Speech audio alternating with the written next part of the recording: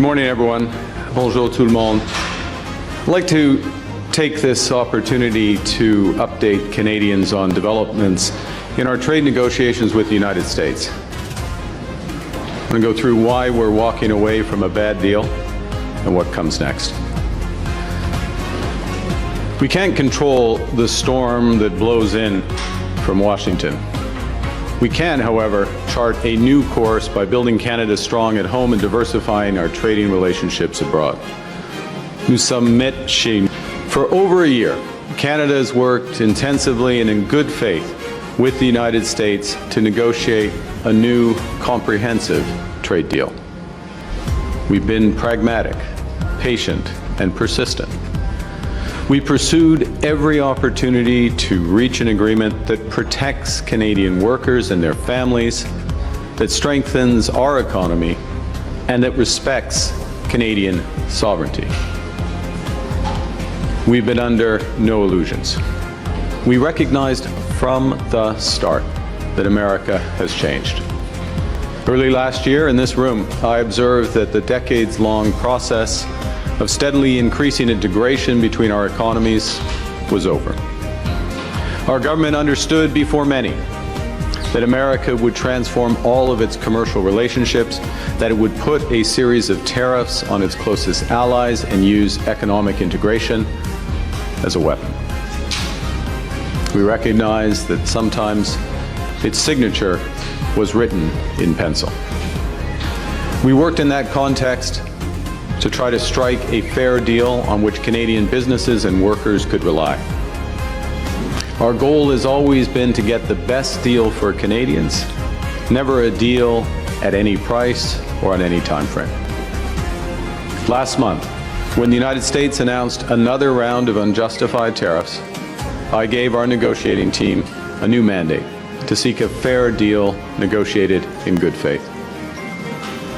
Because I believe that people on the ground, on both sides of our border, want this relationship to work. The bonds between Canadians and Americans are long and they remain strong.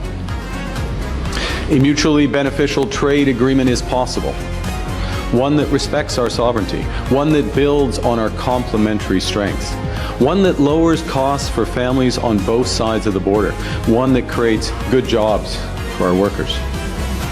Canada has always worked towards these goals, even while America's attention and dedication to them have wavered. We've consistently proposed long-term partnerships, while America has often pursued short-term transactions. The gap between partnership and competitor, unfortunately, has remained too wide in recent days. So last evening, I instructed our negotiators to return to Ottawa. We cannot accept what they've offered, and we will not give what they've asked. Over the past year, the U.S. has imposed a series of tariffs that violate its commitment under our agreement with them in Mexico, so-called CUSMA.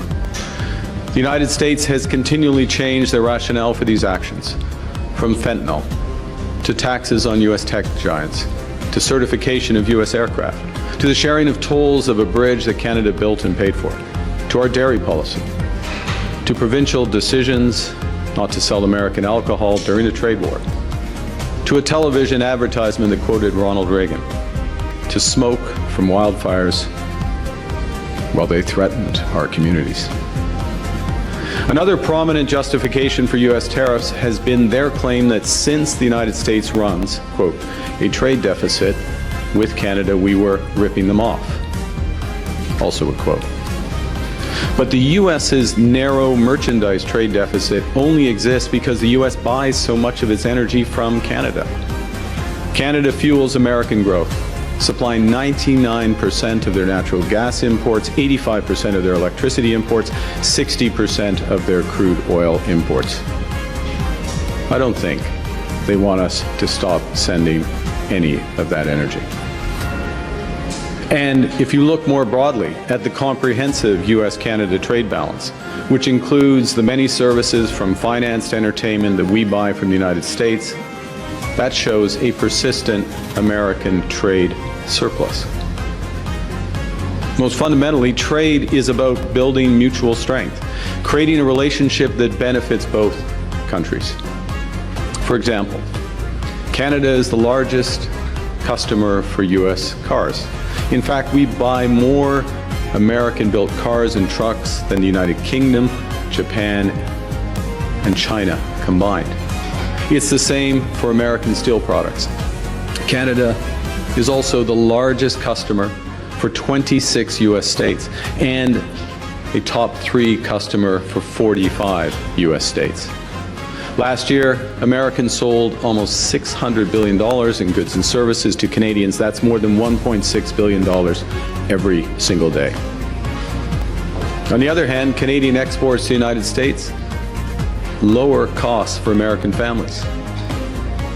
In contrast, tariffs are taxes. Taxes which are ultimately paid by U.S. consumers. While the United States has imposed a seemingly endless stream of tariffs and threatened more, Canada has, by contrast, taken several steps in good faith to try to find compromise and secure a comprehensive deal in the best interests of both Canadians and Americans. Last month, the U.S. announced that effective August 19, it would impose 50% tariffs on a series of industries ranging from hockey equipment to clothing, cement, and beer. The only advantage of this latest threat was that it was a catalyst for more intensive negotiations. Our objectives in these latest talks have been to preserve tariff-free access to the U.S. for the vast majority of Canadian businesses. Secondly, to provide greater stability to our trade relationship. Thirdly, to significantly reduce U.S. tariffs on our key strategic industries so that Canadian businesses in these sectors would have the best access of any in the world. Fourth, protect our small and medium-sized businesses, including by removing the imminent threat of those new tariffs. And fifth, fundamentally, maintain Canada's flexibility, independence, and sovereignty so we can keep building the country Canadians want. Canada has made offers to secure a fair, comprehensive deal that would be in the best interests of Canadians. We were willing to drop our remaining retaliatory tariffs on strategic sectors, particularly steel, aluminum, and autos, if the United States substantially lowered theirs to levels that made it economic for Canadian companies to export to the United States. In exchange for a fair deal, we would encourage our provinces to return U.S. alcohol to the shelves. And we would take administrative measures to protect supply management without changing the system itself, the U.S. quotas, or the tariffs that would apply. There were some things we wouldn't do. We were not prepared to compromise Canada's sovereignty or to undermine our key industries. Nous n'étions now. In recent weeks, there had been important progress made towards a possible agreement, an agreement that would have reinforced Canada's position as having the best deal in the world with the United States, including by securing the best terms for each of our most important strategic sectors and by providing greater certainty about our future trading relationship. And while we believed earlier this week that we were moving towards a mutually beneficial agreement, in recent days, the United States proposed new terms that were uneconomic, unfair, and undermined the net benefits for Canada and called into question the reliability of any deal. In short, they asked too much and they offered too little.